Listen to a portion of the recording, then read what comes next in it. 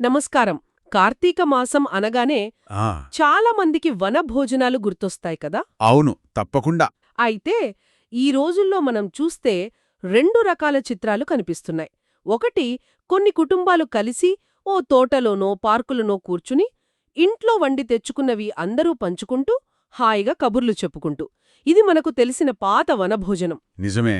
ఇంకో చిత్రం దీనికి పూర్తిగా భిన్నం.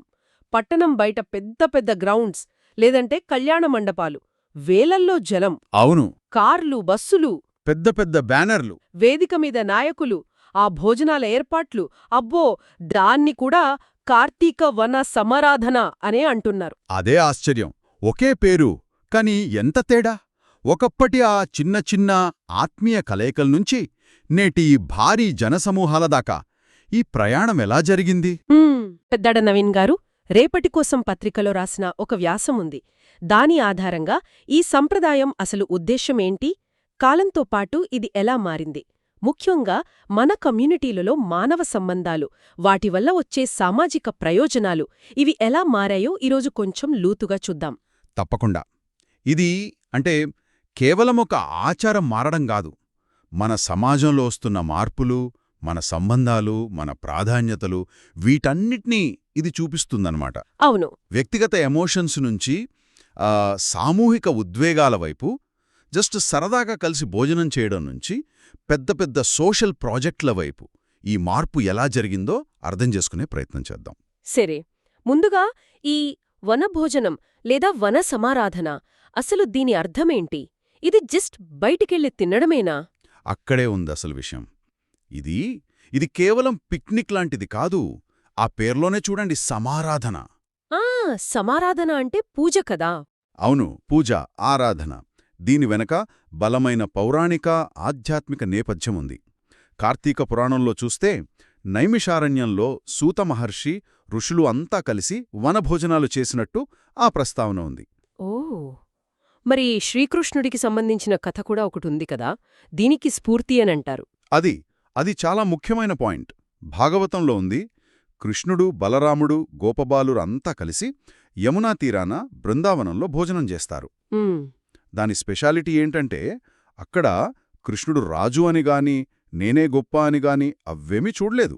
అందరితో సమానంగా కింద కూర్చొని ఒకరి మూటలోని చద్దీ అన్నం ఇంకొకరు అలా పంచుకుని తిన్నారు. అంటే ఎలాంటి హెచ్చుతగ్గులు లేకుండా. ఎగ్జాక్ట్లీ. ఏ అరమరికలు లేకుండా అంటారు చూడండి. అంటే ఎలాంటి దాపరికాలు, భేదభావాలు లేకుండా. అదే అసలైన సమైక్యత. సోషల్ హార్మోనీకి అదే సింబల్ అన్నమాట. తాత్వికంగా కూడా వనం అంటే ప్రకృతి, అంటే బ్రహ్మస్వరూపం. సో వనభోజనం అంటే ప్రకృతితో, పరమాత్మతో ఒకటవ్వడం. మరి ప్రత్యేకంగా ఉసిరి చెట్టు కిందే ఎందుకు చెయ్యాలి అంటారు? ఉసిరి అంటే లక్ష్మీ స్వరూపం, పూజ చేస్తారు, అది తెలుసు. కాని ఆధ్యాత్మికతతో పాటు ఇంకేమైనా ప్రాక్టికల్ రీజన్స్ ఉన్నాయా? ఖచ్చితంగా ఉన్నాయి. ఇది మన పూర్వీకుల, అంటే ఒక బ్యూటిఫుల్ పబ్లిక్ హెల్త్ స్ట్రాటజీ అనొచ్చు. ఓ, అవునా? అవును. ఉసిరి చెట్టును సంస్కృతంలో ధాత్రి అంటారు.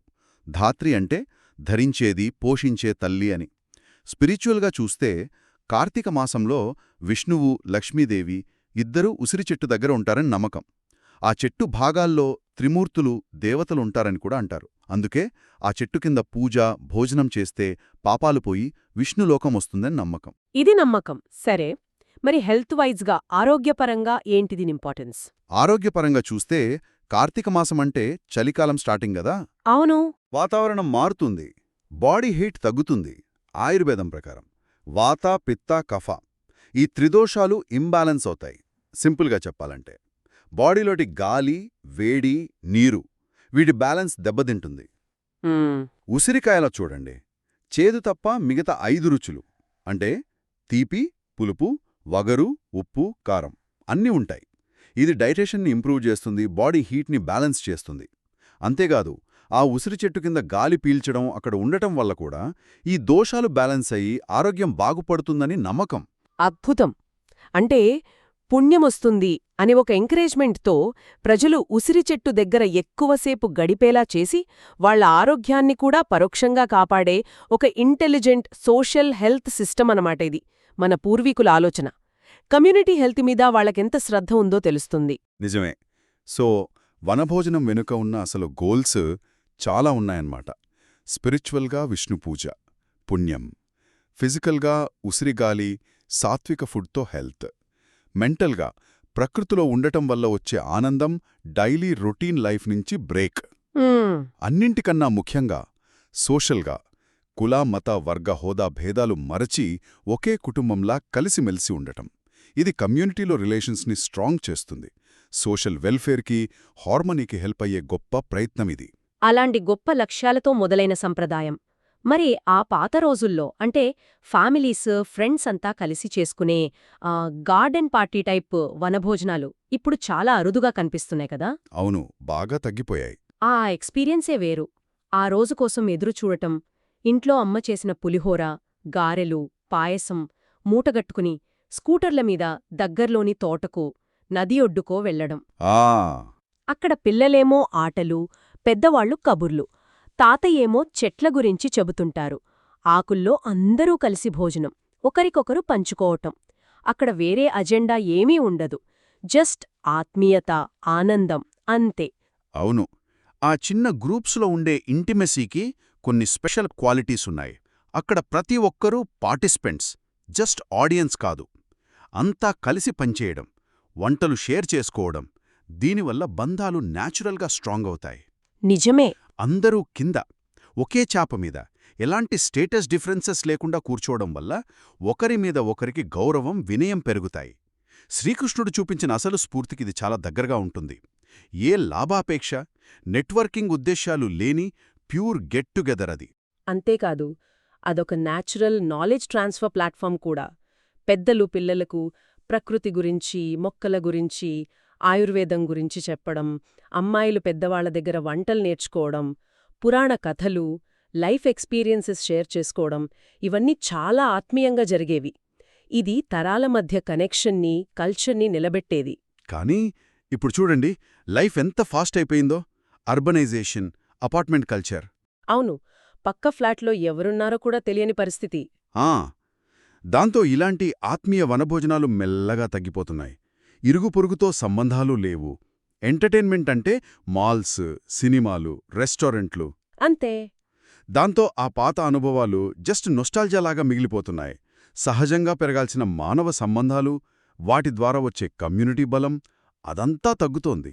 సరే, ఇక రెండో రకం చిత్రానికొస్తే, ఈనాటి భారీ వనసమారాధనలు, వీటిని మా కుల సమ్మేళనం అనొచ్చేమో అనిపిస్తుందొక్కొక్కసారి.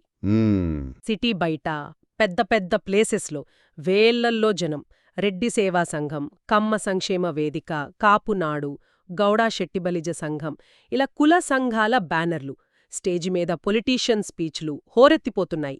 అమలాపురంలో 15,000 మంది కాపు సోదరులు వచ్చారట. అవును, విన్నాను.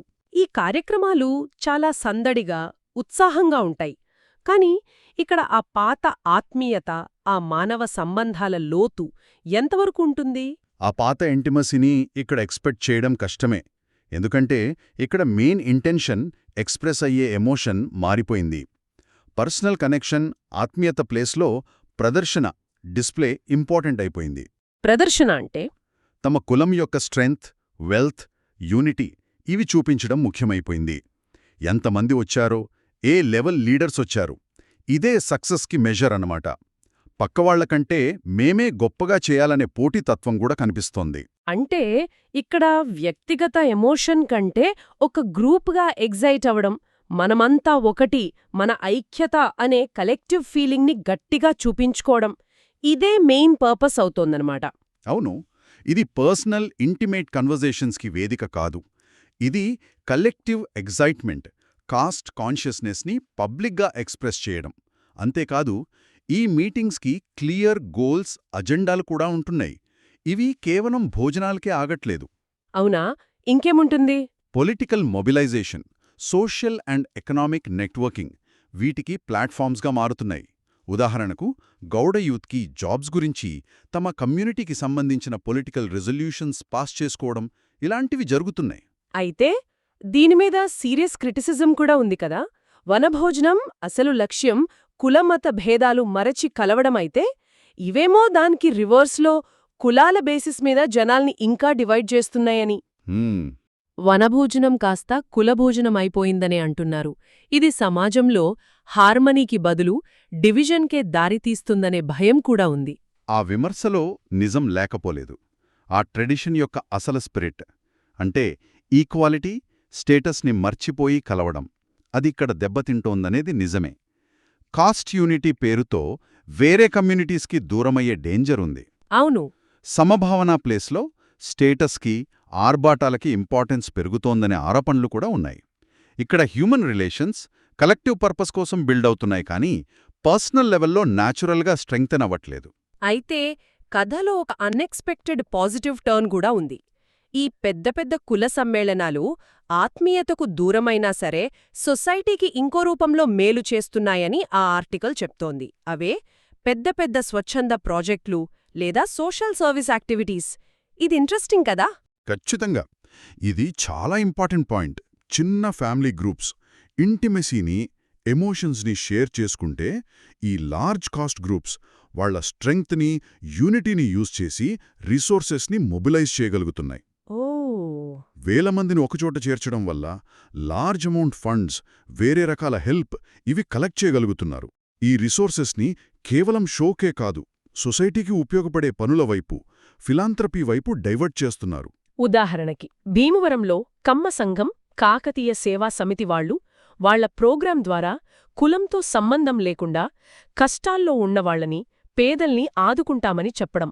అలాగే అమలాపురంలో కాపు సంఘం, తెలగా అభ్యుదయ సంఘం వాళ్ల మీటింగ్లో పేద కాపు స్టూడెంట్స్కి, ఫైనాన్షియల్గా వీక్ ఫ్యామిలీస్కి సపోర్ట్ చేస్తామని రెజల్యూషన్ పాస్ చేయడం. గుడ్లూరులో కాపు సంఘం వాళ్లు అన్ని వర్గాల్ని గౌరవిస్తూ ముఖ్యంగా బడుగు, బలహీన వర్గాలకు హెల్ప్ చేయాలని పిలిపివ్వడం. ఇవన్నీ ఈ కొత్త ట్రెండ్కి ఎగ్జాంపుల్స్. అంటే ఆ ట్రెడిషన్ యొక్క పాత లక్ష్యం స్పిరిచువల్ సాల్వేషన్ లేదా పర్సనల్ పుణ్యం, దాని ప్లేస్లో ఒక కొత్త goal collective upliftment, social responsibility వచ్చి చేరుతున్నాయన్నమాట. అవును, చెప్పొచ్చు. స్పిరిచువాలిటీ లేదా ఇంటిమసీ ప్లేస్లో ఫిలాంథ్రపీ, సోషల్ సర్వీసు మెయిన్ అవుతున్నాయి. ఇది కమ్యూనిటీ బాండ్స్ కొత్త రూపంలో సోషల్ బెనిఫిట్స్కి ఎలా దారితీస్తున్నాయో చూపించే ఒక నిదర్శనం. సరే, ఈ రెండు రూపాలను బ్రీఫ్గా కంపేర్ చేస్తే చిన్న గ్రూప్స్ ఏమో ఆత్మీయత, ప్రకృతి ఆస్వాదన కోసం, పెద్ద మీటింగ్స్ ఏమో కలెక్టివ్ ఐడెంటిటీ, స్ట్రెంగ్త్ షో కోసం. కరెక్ట్. చిన్న గ్రూప్స్లో పర్సనల్ ఎమోషన్స్, పెద్ద గ్రూప్స్లో కలెక్టివ్ ఎక్సైట్మెంట్. ఒకదాన్ని నడిపేది షేరింగ్, ఇంకోదాన్ని నడిపేది కాంపిటీషన్. ఆర్గనైజేషన్ కూడా డిఫరెంట్. ఒకటి ఫ్యామిలీస్ అంతా కలిసి చేసే పాట్లక్ లాంటిది, రెండోది ప్రాపర్ ఈవెంట్ మేనేజ్మెంట్. అవును, స్పిరిచువాలిటీ మొదటి దాంట్లో కోర్ పార్ట్ అయితే రెండో దాంట్లో జస్ట్ పేరుకే అన్నట్టు మారింది. చిన్న గ్రూప్స్ పర్సనల్ బాండ్స్ని బలపరిస్తే, పెద్ద groups social consciousness, networking, resource మొబిలైజేషన్కి హెల్ప్ అవుతున్నాయి. మరి మొదటివి తగ్గిపోతుంటే రెండోవేమో అసలు స్పిరిట్ని దెబ్బతీస్తున్నాయని, డివిజన్కి కారణమవుతున్నాయని క్రిటిసిజం ఉన్నా, అదే టైంలో సోషల్ ప్రాజెక్ట్స్కి ఫండ్స్ తెస్తున్నాయి. ఎగ్జాక్ట్లీ. ఇంతకీ ఈ పెద్ద మార్పు ఎందుకొచ్చింది? దీని వెనకున్న సోషల్ రీజన్స్ ఏంటి? దీని రూట్స్ మోడర్న్ సోషల్ ఎకనామిక్ చేంజెస్లో ఉన్నాయి. మెయిన్గా అర్బనైజేషన్, పట్టణీకరణ. అవును, పల్లెల్లో న్యాచురల్గా ఉండే ఆ కమ్యూనిటీ ఫీలింగ్ సిటీస్లో మిస్ అవుతుంది. అనానిమిటీ, లోన్లీనెస్ పెరుగుతాయి. ఇలాంటి సిచ్యువేషన్లో జనాలు తమకంటూ ఒక ఐడెంటిటీ కోసం, మేము అనే ఒక ఫీలింగ్ కోసం వెతుకుతారు. ఆ మేము అనే కలెక్టివ్ ఐడెంటిటీ ఇవ్వటానికి, సిటీస్లో ఆ లోన్లీనెస్ పోగొట్టటానికి కుల గుర్తింపు ఒక ఈజీ, పవర్ఫుల్ టూల్గా మారిందంటారా? చాలా వరకు అవును. పొలిటికల్గా, సోషల్గా, ఈవెన్ ఎకనామికల్గా కూడా కాస్ట్ అనేది ఒక మొబిలైజింగ్ ఫోర్స్ అయింది. ఈ కాంటెక్స్లో వనభోజనం లాంటి ట్రెడిషనల్ ఈవెంట్స్ ఈ కాస్ట్ మొబిలైజేషన్కి ఒక కల్చరల్ కవర్ లాగా యూజ్ అవుతున్నాయి. అంటే అది ట్రెడిషనల్ కాబట్టి దానికొక సోషల్ యాక్సెప్టెన్స్, లెజిటిమసీ వస్తుందన్నమాట. అవును, తమ కాస్ట్ యూనిటీని చూపించుకోవడానికి, స్ట్రెంగ్తెన్ చేసుకోవడానికి ఇదొక సేఫ్, యాక్సెప్టబుల్ ప్లాట్ఫామ్ అయింది. మరి ఎకనామిక్ లిబరలైజేషన్ తర్వాతొచ్చిన కొత్త రిచ్ క్లాసెస్ వాళ్ల వెల్త్ని, స్టేటస్ని ప్రదర్శించుకోవడానికి ఇదొక ఆపర్చునిటీగా మారి దానివల్ల కాంపిటీషన్ పెరిగిందంటారా? అది కూడా ఒక ఇంపార్టెంట్ రీజన్. వాళ్ల ఎకనామిక్ సక్సెస్ని, సోషల్ స్టేటస్ని చూపించుకోవడానికి ఇవి వేదికలవుతున్నాయి. అయితే కేవలం షో, కాంపిటీషన్ మాత్రమే కాదు, వాళ్ళు సంపాదించిన వెల్త్కి స్టేటస్కి ఒక మారల్ పర్పస్ యాడ్ చేయాల్సిన నీడ్ కూడా వస్తుంది. ఓ ఈ పెద్ద పెద్ద కుల సమ్మేళనాల ద్వారా చేసే సోషల్ ప్రాజెక్ట్స్, చారిటీ ఆ మారల్ పర్పస్ని ఫుల్ఫిల్ చేస్తున్నాయి. మేము సంపాదించడమే కాదు, తిరిగి సొసైటీకి ఇస్తున్నాము అని చెప్పుకునే అవకాశం కల్పిస్తూ వాళ్ళ సోషల్ స్టేటస్ని, మారల్ సుపీరియారిటీని పెంచుకోవడానికి హెల్ప్ చేస్తున్నాయి. ఇదంతా విశ్లేషించాక మళ్ళీ ఆ ఫస్ట్ క్వశ్చన్కొద్దాం. పెద్దాడ నవీన్ గారు అడిగినట్టు 15,000 మందితో జరిగే ఆ పెద్ద పార్టీల్లో వ్యక్తిగత ఎమోషన్లు ఉంటాయా? అంటే ఆ పాతకాలపు ఆత్మీయత ఉంటుందా? స్ట్రైట్గా చెప్పాలంటే ఉండదు, లేదా చాలా తక్కువ. వేల మంది గుంపులో పర్సనల్గా పలకరించుకోవటానికి, డీప్ కన్వర్జేషన్స్కి, ఇంటిమసీ షేర్ చేసుకోవటానికి స్కోప్ ఆల్మోస్ట్ జీరో. అక్కడ కనిపించేది కలెక్టివ్ ఎగ్జైట్మెంట్, ఒక కామన్ ఐడెంటిటీ కోసం ఉత్సాహం. అది పర్సనల్ ఫీలింగ్ కాదు, కలెక్టివ్ రెస్పాన్స్. అయితే ఓవరాల్గా చూస్తే వన సమారాధన అనే ట్రెడిషన్ కాలానికి తగ్గట్టు మారి ఒక కొత్త బ్యాలెన్స్కి వచ్చిందని చెప్పొచ్చా? ఒకవైపు చిన్న చిన్న గ్రూప్స్ ఇంకా ఆత్మీయతను, ఎమోషన్స్ని షేర్ చేసుకునే వేదికలుగా గతం వర్తమానం మీద ఫోకస్ చేస్తూ ఫేడ్ అవుతున్న ఎక్స్పీరియన్స్గా ఉంటే, మరోవైపు ఈ భారీ సమ్మేళనాలు రిసోర్సెస్ని మొబిలైజ్ చేసే వేదికలుగా ఫ్యూచర్ మీద, సోషల్ ప్రాజెక్ట్స్, అప్లిఫ్ట్మెంట్ ఫోకస్ చేస్తూ గ్రో అవుతున్న రియాలిటీగా మారాయి. సమైక్యత అనే మాట అలాగే ఉన్నా దాని మీనింగ్ మారింది. శ్రీకృష్ణ టైంలో కులమతాలకు అతీతమైన హ్యూమన్ యూనిటీగా మొదలై, తర్వాత ఫ్యామిలీ యూనిటీగా మారి, ఇప్పుడేమో మెయిన్గా కాస్ట్ యూనిటీగా కనిపిస్తోంది. ఈ మార్పులో మన శ్రీకృష్ణుడు చూపించిన ప్యూర్, స్టేటస్లెస్, న్యాచురల్ ఆత్మీయతను, హ్యూమన్ రిలేషన్స్లోని ఆ స్వచ్ఛతను కొంత కోల్పోయామేమో నిజమే. కానీ అన్ఎక్స్పెక్టెడ్గా ఆ ప్లేస్లో పేద స్టూడెంట్స్కి సపోర్ట్ చేసే, బడుగు బలహీన వర్గాలకు హెల్ప్ చేసే ఒక కొత్త రకం కలెక్టివ్ రెస్పాన్సిబిలిటీ పుట్టుకొచ్చింది. అవును. సొసైటీలో పాత టైప్ హ్యూమన్ రిలేషన్స్ తగ్గుతున్నా కొత్త రూపంలో కలెక్టివ్ బెనిఫిట్స్ జరిగే మార్గాలు ఏర్పడుతున్నాయి. మరి ఫైనల్గా మనం కోల్పోయిన ఆ పర్సనల్ ఇంటిమెసీ, ఆ న్యాచురల్ హ్యూమన్ కనెక్షన్స్ విలువ ఎక్కువ అనుకోవాలా? లేక మనం కొత్తగా పొందుతున్న ఈ కలెక్టివ్ రెస్పాన్సిబిలిటీ, ఆ ఆర్గనైజ్డ్ పవర్ ద్వారా వచ్చే బెనిఫిట్స్ విలువ ఎక్కువ అనుకోవాలా? ఈ రెండింట్లో దేనికి ప్రయారిటీ ఇవ్వాలి? బహుశా దీనికి ఆన్సర్ కాలమే చెప్పాలి, లేదా తేల్చుకోవాల్సింది మన సమాజమే. దీని గురించి ఆలోచించాల్సిన అవసరం ఉంది. అవును, నిజమే.